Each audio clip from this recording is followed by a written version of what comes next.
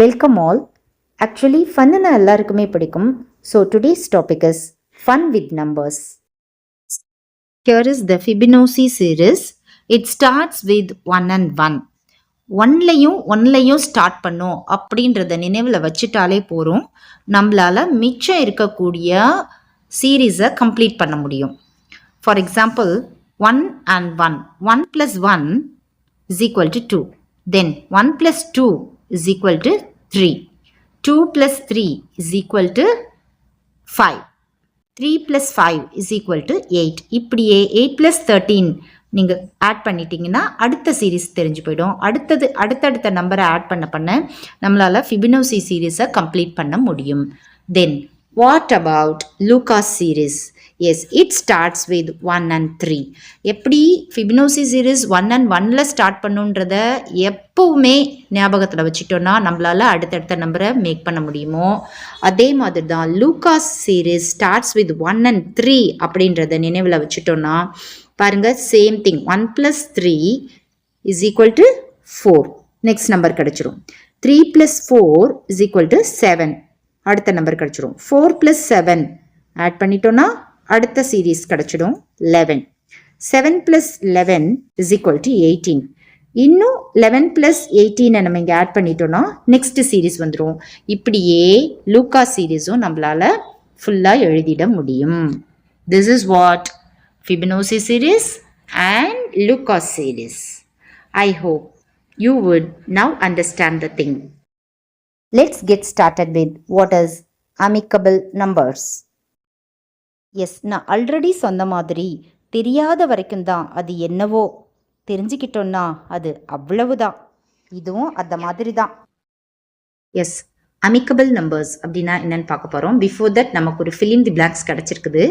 Positive and negative numbers, signed numbers அல்லது directed numbers அப்படின்னா என்ன?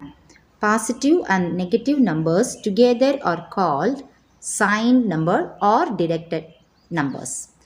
Now let's come to the point. Amicable numbers. What do you mean by amicable numbers? If the sum of the factors of one number except that number itself gives the other number is called amicable numbers. சரி, example பார்த்துட்டா நமக்கு நல்லாவே புரியும்னு நினைக்கிறேன். Look at the example இப்போ 220ன்னு எடுத்துருக்குறோம். இதனோட factors எப்படி கண்டுபிடிப்போம்? இந்த 220ன்ற நம்பர் எந்தெந்த டேபிள்ஸ்லாம் வருதோ அதையெல்லாம் ஆட் பண்ணிக்கிட்டே வந்தோம்னா, ஃபார் எக்ஸாம்பிள் இது 1 டேபிளில் வரும், இந்த 220 2 டேபிளில் வரும், 3 டேபிளில் வராது, ஸோ எழுதலை. 4 டேபிளில் வரும். அதுதான் ஃபேக்டர்ஸ் இல்லையா? எந்தெந்த டேபிள்ஸில் கொடுத்துருக்குற நம்பர் வருமோ அதுதான் ஃபேக்டர்ஸ்னு சொல்லுவோம். அந்த ஃபேக்டர்ஸ் எல்லாம் ஆட் பண்ணிக்கிட்டே வரும்.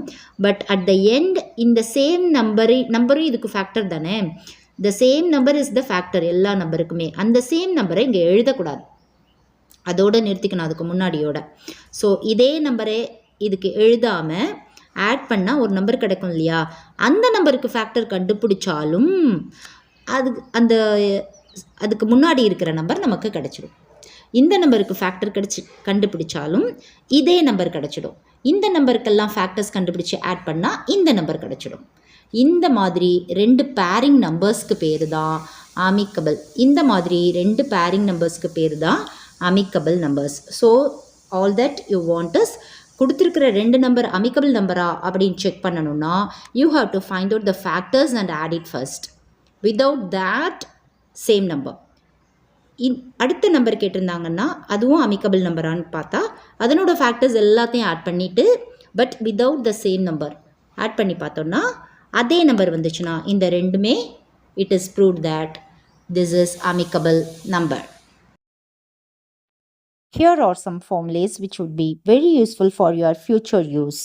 கொஞ்சம் எக்ஸ்ட்ரா பிட்டா இதையும் சேர்த்துக்கலாம். Thank you.